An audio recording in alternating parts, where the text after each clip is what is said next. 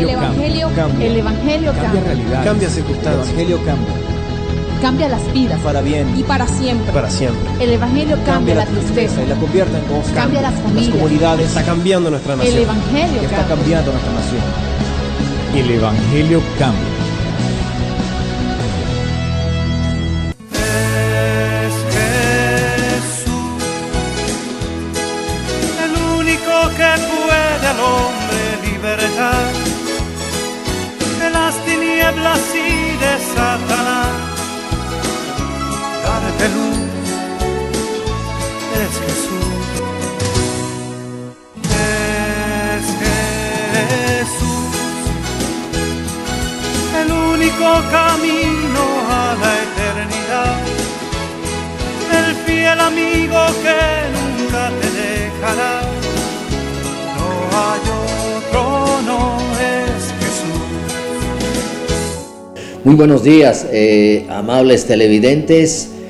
Llego hasta sus hogares, llego hasta su lugar donde usted esté, a través de estos medios, para llevarles el mensaje de salvación, el mensaje de la palabra de Dios.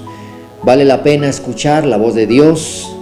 Nosotros los predicadores no hacemos sino replicar lo que ya está escrito, decir muchas veces revelativamente qué ya se cumplió de la palabra de Dios, qué se está cumpliendo y qué está por cumplirse. Eso es el deber del predicador. Dios nos ha colocado ese don, ese ministerio como evangelistas. Tenemos que hacer porque a Dios daremos cuenta. En la carta a los Romanos, capítulo 6, Pablo escribe bajo la inspiración santa en el verso 8, la iglesia cristiana en Roma. A ellos fue quien les escribió Pablo esta carta. Muchas de las epístolas, que son 13 de Pablo, son escritas desde cárceles, donde él estuvo preso por causa de la palabra de Dios, por causa del testimonio de Jesucristo, por causa de decir: Pablo, mire, a mí Cristo se me apareció yendo al camino de Damasco, iba a traer presos a Jerusalén, desde Jerusalén a Damasco, a los seguidores de Cristo. Cristo lo derribó del caballo. Allí en el capítulo 9 del libro de los Hechos está la historia de la conversión de Pablo. Queda ciego, entra a esa ciudad de Damasco, y allí un hermano, discípulo en Cristo, Ananías, le impone manos y el corazón de Pablo es transformado.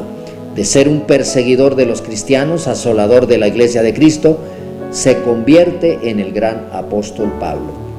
Era llamado antes Saulo de Tarso. Tenía 2 ciudadanías, romana y judía. Era un hombre estudiado, docto, pero sin la luz de Cristo.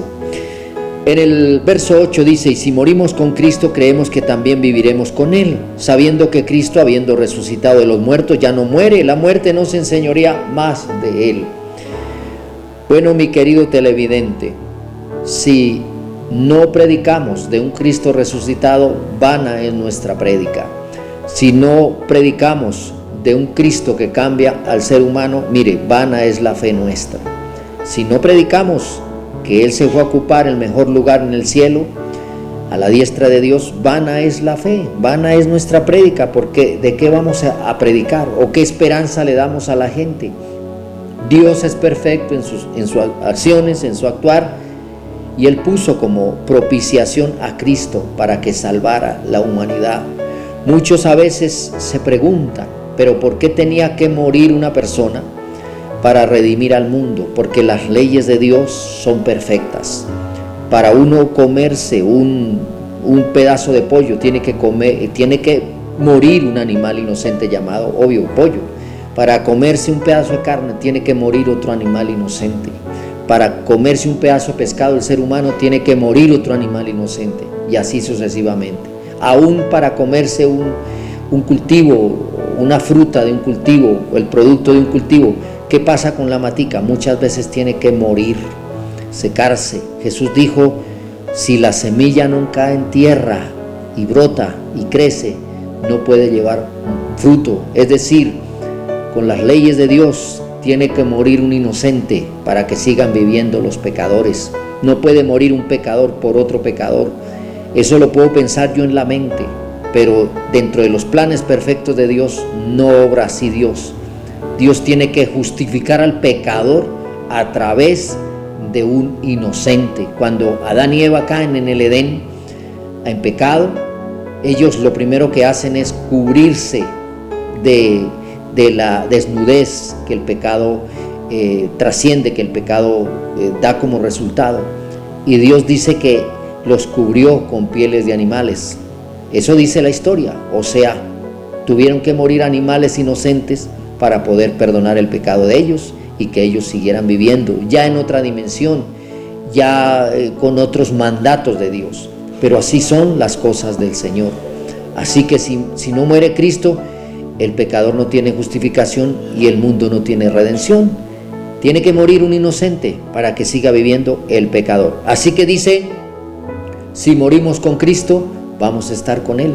Es una de las esperanzas más grandes de nuestra fe, la fe en Jesucristo, la fe que Dios quiere que todos los seres humanos sigan, la fe en su palabra y en sus promesas. Bueno, lo dejo en compañía del mejor, se llama Jesucristo. Buen día para todos. Recuerde que les ama, Dios les bendiga y nos vemos en una próxima oportunidad. El Evangelio cambia realidades. Cambia circunstancias. El Evangelio cambia las vidas Para bien. y para siempre. Para siempre. El Evangelio cambia la tristeza, y la convierte en gozo. cambia las Las familias. comunidades. Está cambiando nuestra nación. El Evangelio Está cambia. cambiando nuestra nación. El Evangelio cambia.